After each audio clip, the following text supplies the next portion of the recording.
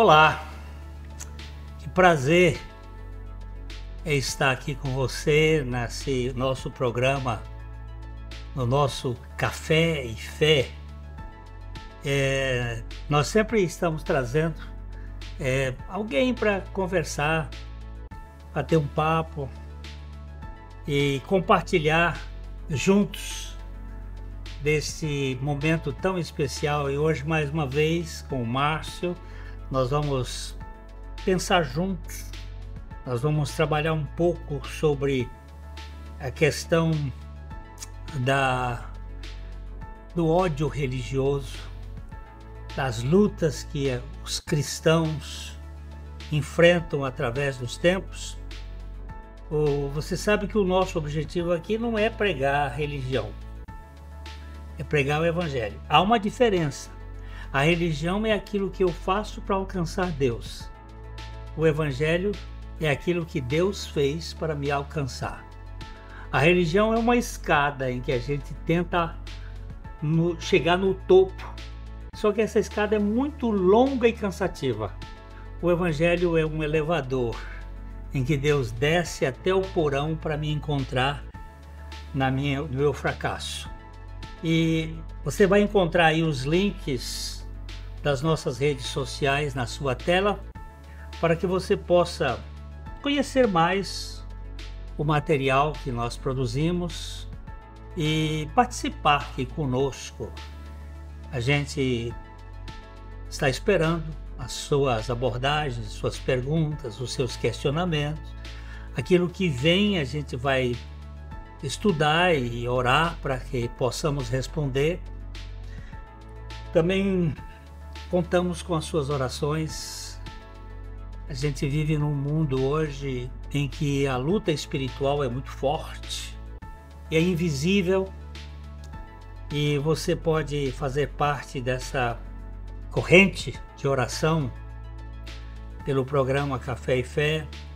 Você pode contribuir se você achar necessário. Nós temos custos para a manutenção desse programa e contamos com aqueles que espontaneamente puderem nos ajudar. E compartilhe aquilo que você achar importante para seus amigos. Então, pegue o seu cafezinho aí, porque o nosso Café e Fé está começando e já já nós voltamos.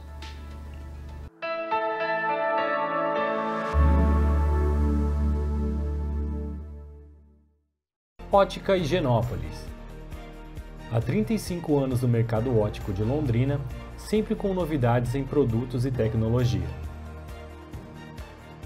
Nossa equipe está preparada para dar uma verdadeira consultoria, facilitando a escolha de seus óculos para correção ou proteção solar. Ajuste de óculos personalizados, respeitando o conforto e anatomia do seu rosto.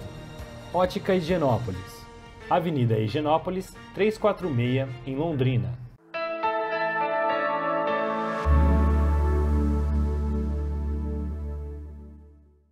Desde que o cristianismo surgiu, ele trouxe um arrepio da cultura. Ele é contracultural. O cristianismo, ele ofende muito o mérito, porque a graça, ela desconstrói o parâmetro de conquista, tanto o greco-romano como dos outros, desde babilônios, egípcios. Ela é uma cultura que ela traz onde o fraco é que é forte, onde o pobre é que é rico, onde qual é outra coisa mais desses contrastes? O sábio e o simples, Simples. Então, o rico e o pobre. E o cristianismo tem essa característica de trazer uma certa aversão. Jesus foi morto pela religião judaica. Evidentemente que a causa da sua morte foi esse cara aqui, o meu pecado, o pecado da humanidade, mas tem um certo ódio por trás da fé cristã. Mesmo nas adversidades, muitos foram convertidos por este ódio que existe. E a igreja é fortalecida em meio às perseguições e os momentos difíceis. Tem um cântico que eu cantava há muitos anos atrás, que dizia assim: os romanos se divertiam vendo as feras matar os cristãos. Não sabiam que naquela cena gotas de sangue eram grãos que brotavam e se espalhavam, e de Deus recebendo poder para provar aos reis desse mundo que um crente não pode morrer. Mas sofre, tem sofrimento, tem perseguição. E nós vamos entrar aqui num caso, né, que é de Atos capítulo 4, os versos 19 a 21. Mas Pedro e João lhes responderam: julgai se é justo diante de Deus ouvir-vos antes a vós outros do que a Deus. Pois nós não podemos deixar de falar das coisas que vimos e ouvimos. Depois, ameaçando-os mais ainda, os soltaram, não tendo achado como os castigar por causa do povo, porque todos glorificavam a Deus pelo que acontecera. Os apóstolos foram perseguidos por uma bênção, porque curaram. Como é que é isso aí, hein? Os apóstolos Pedro e João, eles proferem esta fala a qual o senhor se referiu agora, direcionando ao Sinédrio, que era uma espécie de um tribunal religioso da época. É o mesmo tribunal que havia julgado e condenado Jesus Cristo pouco tempo antes desses fatos, né? Se formos fazer uma recapitulação de tudo que aconteceu aqui, nós vamos ver que Pedro havia pregado logo após o Pentecostes, cheio do Espírito Santo, e 3.000 pessoas foram convertidas. Após a cura desse homem a qual o senhor falou na porta do templo, Pedro, novamente cheio do Espírito Santo, prega e mais 2.000 pessoas são convertidas. Aí, por conta desta conversão em massa, eles são levados ao Sinédrio. E Pedro novamente prega cheio do Espírito Santo ao Sinédrio. E quantos são convertidos? Nenhum. Nenhum foi convertido. E por que isso aconteceu? Talvez uma pista, pastor, para a compreensão, está no início do capítulo 4, verso 1 e 2, diz o seguinte: falavam eles ainda ao povo, Pedro e João, quando sobrevieram os sacerdotes, o capitão do templo e os saduceus, ressentidos por ensinarem eles o povo. O ressentimento. Ressentidos por quê? Havia aproximadamente de 400 a 500 anos já de silêncio profético em Israel. O Senhor já não falava através dos sacerdotes como fazia nos tempos do Antigo Testamento. Então, a prática da religião nesta época, ela era uma prática vazia do poder e da realidade espiritual. E, de repente, o Deus a qual eles professavam havia falado por intermédio de João Batista, por Jesus e agora pelos apóstolos. Então, isso gerou um grande ressentimento. Então, por um lado, pastor, eles sentiram ressentimento pelo Senhor não falar através deles, e por outro lado também sentiram medo de perderem os seus privilégios religiosos. E a receita do ressentimento mais medo é o ódio. Exatamente. Eles estavam perdendo espaço do controle. A religião trabalha com o controle. O evangelho trabalha com a libertação. Porque Jesus disse: e conhecereis a verdade, e a verdade vos libertará. Os religiosos, os fariseus, os saduceus, eles punham regras, cabrestos, camisa de força nas pessoas para terem comportamento. E o que acontece é que o cristianismo tirou isto, porque para a liberdade foi que Cristo nos libertou. Permanecei, pois, na liberdade, e não vos submetais a jugo de escravidão. Então, como o cristianismo traz essa libertação e eles foram perdendo o controle, eles ficam revoltados. Como é que você pode fazer um negócio desse? Nós é que temos a receita do bolo. Nós é que podemos fazer com que as coisas aconteçam. E isso traz, até naquela série The Chosen, tem aquele episódio do Nicodemos. Por que Nicodemos foi ver Jesus? Naquela série a gente entende assim, que quando ele viu Jesus expulsar o demônio da Maria Madalena, ele, como é que pode? Eu fui lá no bairro Vermelho e eu não consegui tirar esse demônio dela. E ele simplesmente chamou Maria e chamou pelo nome, a graça chegou e operou. Então, a religião, ela odeia o evangelho. E esse texto, ele, tanto o texto como o episódio do The Chosen que o senhor comentou, ele evidencia a distinção essencial entre o evangelho e a religião.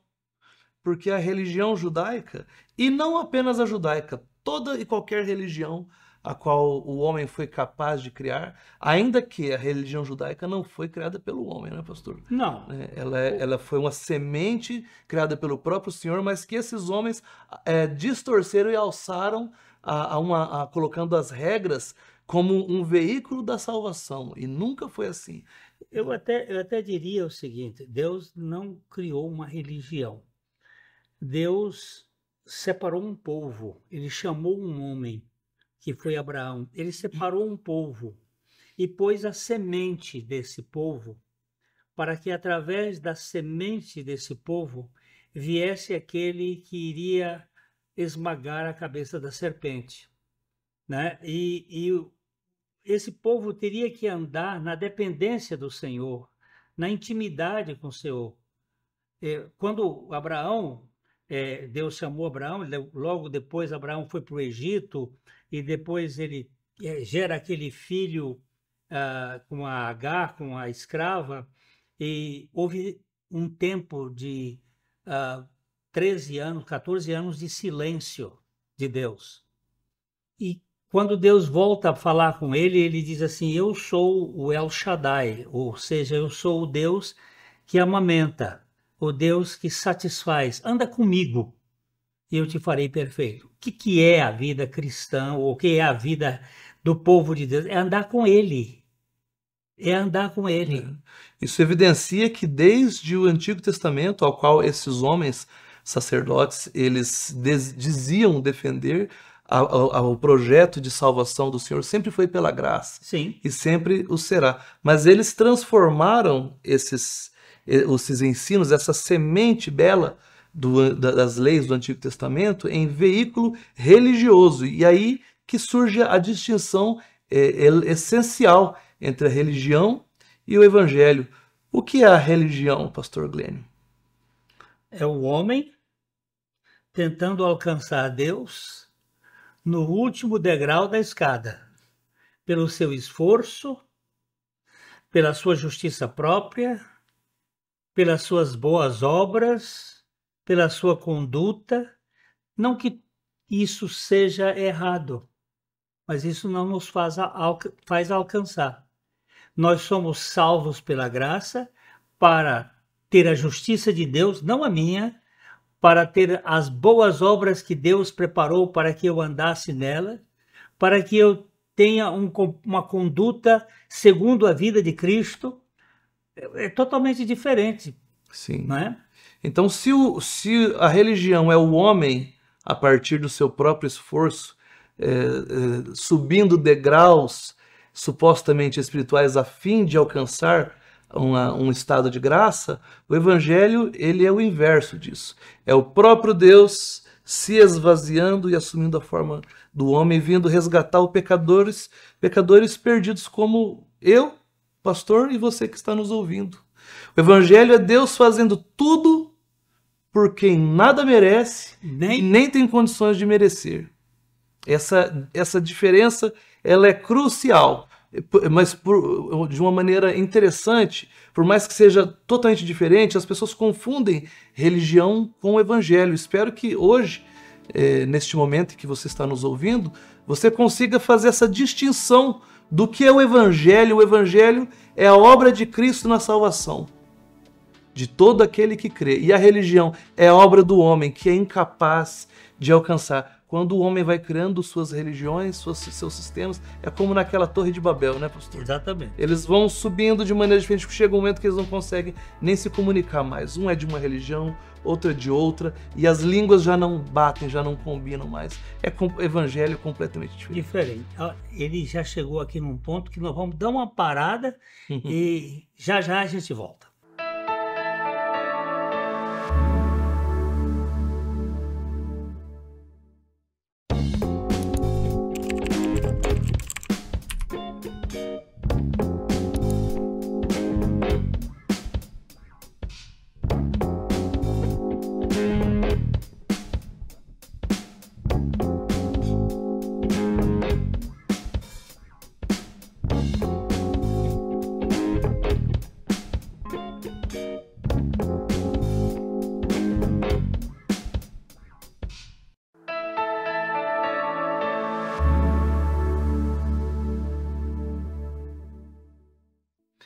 A religião gera isto, um ressentimento.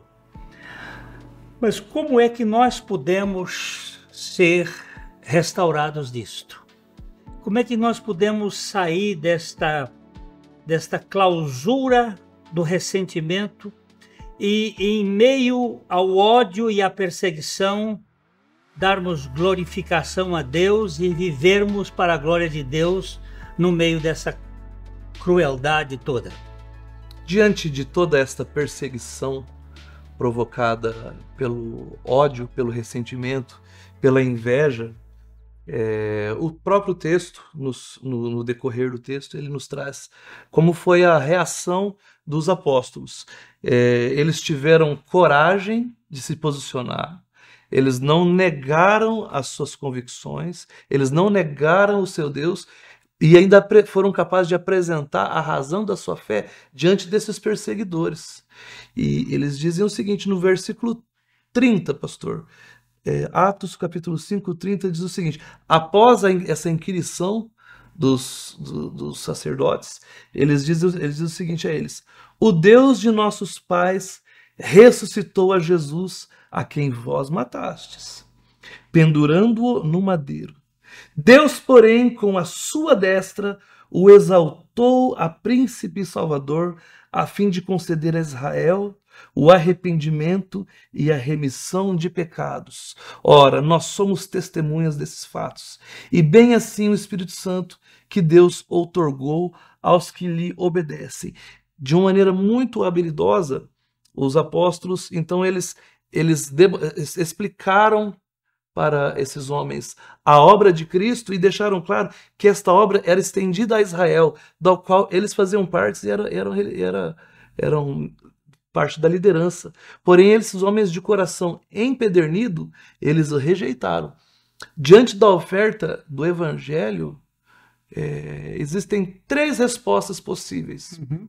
A primeira resposta a uma pregação genuína do Evangelho é aquela resposta em que o ouvinte reconhece-se como pecador, ele identifica a sua condição de perdido diante da pregação do Evangelho, e ele confessa seus pecados em arrependimento e entrega a sua vida ao Senhor, que o salvou. A segunda resposta é a resposta desses homens aqui.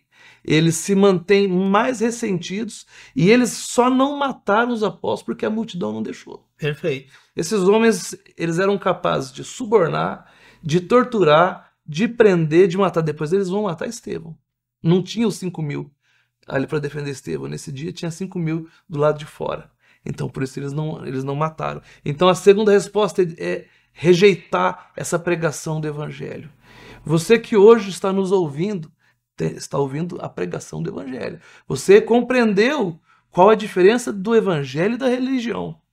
Então, esta mesma pergunta ela é feita a mim, ao pastor e a você que nos ouve. Mas também tem uma terceira maneira de responder, né, pastor? Como é? Procrastinar, né? Deixar depois a gente... Que é também uma forma de rejeição, né? Lógico, como nós não sabemos quanto tempo de vida nós temos, o procrastinar pode ser a rejeição. Porque se hoje ouvirdes a sua voz, não endureçais o vosso coração. Essa ideia das três nós encontramos lá na pregação de Paulo em Atenas. Depois que Paulo pregou em Atenas, lá no Areópago, nós vemos que alguns creram. Outros não creram, rejeitaram, foram hostis. E outros disseram: a respeito disso te ouviremos noutra ocasião. É sempre essa ideia. Mas o que o Márcio está dizendo aqui é muito sério. A gente não tem o controle da nossa existência. E nós não estamos aqui buscando eleitor para o nosso grupo, para o nosso partido. Nós não estamos aqui preocupados em mudança de sistema religioso. Nós estamos aqui querendo que você conheça o Evangelho e seja livre de você mesmo. Porque o meu maior problema, o meu maior adversário era eu. O meu egoísmo, com a minha presunção. Eu ficava com raiva das coisas que aconteciam, quem sofria era eu. Eu ficava com ódio, quem sofria era eu.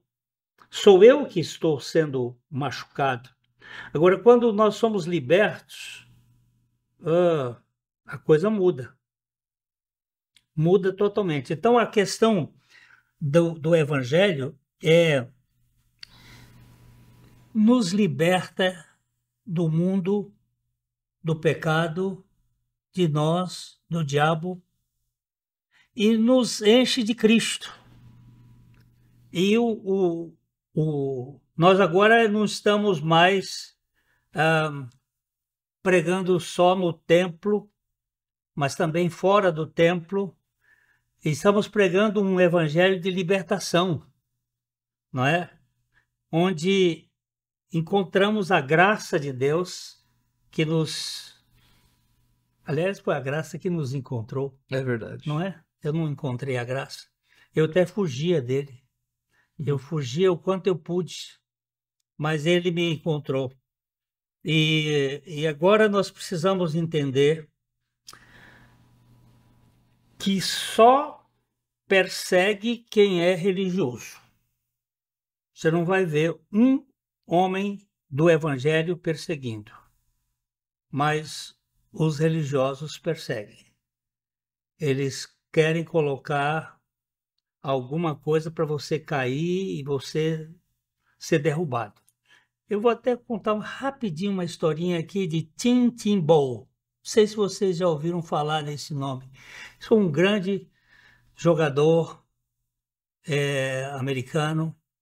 E esse moço, ele jogava futebol americano e ele confessava ao Senhor Jesus. E todas as vezes que ele ia jogar, você sabe que os jogadores de futebol, eles pintam aqui de preto. E ele botava aqui debaixo o nome JN, que é em inglês John 3,16. João 3,16. E aí a coisa cheirou um problema. Você não pode falar de religião no campo de futebol, porque João 3,16, porque Deus amou o mundo de tal maneira. E ele foi proibido. E então ele disse: olha, tem problema, eu não falo, mas Deus tem os seus métodos. E ele fez 7 coincidências com o número 316. Ou 3 jardas e 16, ou 31 vezes 16, 7 que chamaram mais atenção. E eles puseram esse homem numa verdadeira cafua, puseram ele parado e puseram uma moça para conquistar o coração dele, porque ele disse que só casaria virgem.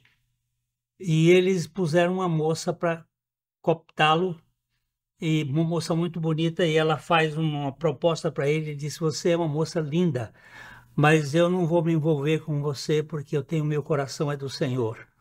E eu só quero me casar com aquela mulher que Deus me der. E ele foi descartado da vida, da profissão. Hoje ele tem um ministério maravilhoso nos Estados Unidos. Então o que eu quero dizer para você é o seguinte: a religião vai perseguir o cristão, vai colocar arapucas, vai tentar colocar você em má situação. Agora, se você tem uma fé firme no Senhor, você vai enfrentar tudo isso com alegria. É verdade. Dá uma palavrinha final para nós aqui, Márcio. Pastor, hoje o evangelho foi pregado. Os nossos ouvintes, telespectadores, eles foram informados da diferença da religião e do evangelho, da urgência da pregação do evangelho. E entre os nossos ouvintes, possivelmente há as 3 categorias de pessoas a qual nós citamos. Houveram pessoas que ouviram e que certamente seu coração foi tocado. Também houve aquelas pessoas que, depois eu escuto isso aí, mudaram de canal, ou se está assistindo pela internet, foi para um outro site. E também há aqueles que tiveram ódio em seus corações ao ouvirem o evangelho. Mas a minha, e creio que a sua também, oração hoje, é para que esta palavra ela traga vida aos corações de cada um que ouviu esta mensagem, e que você encontre no evangelho, seja encontrado pelo evangelho e encontre ele resposta, satisfação, gozo, um novo sentido para a sua vida.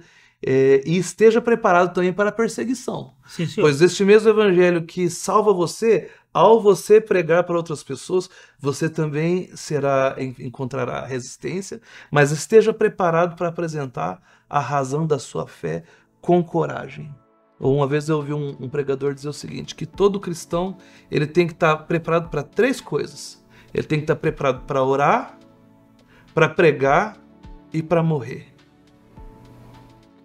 Que nós estejamos entre esses que estão preparados para essas 3 coisas também. Amém. Você está preparado? Olha, Paulo disse assim: crê no Senhor Jesus Cristo e serás salvo, tu e a tua casa. Fica aqui o meu abraço. Eu espero revê-lo noutra oportunidade.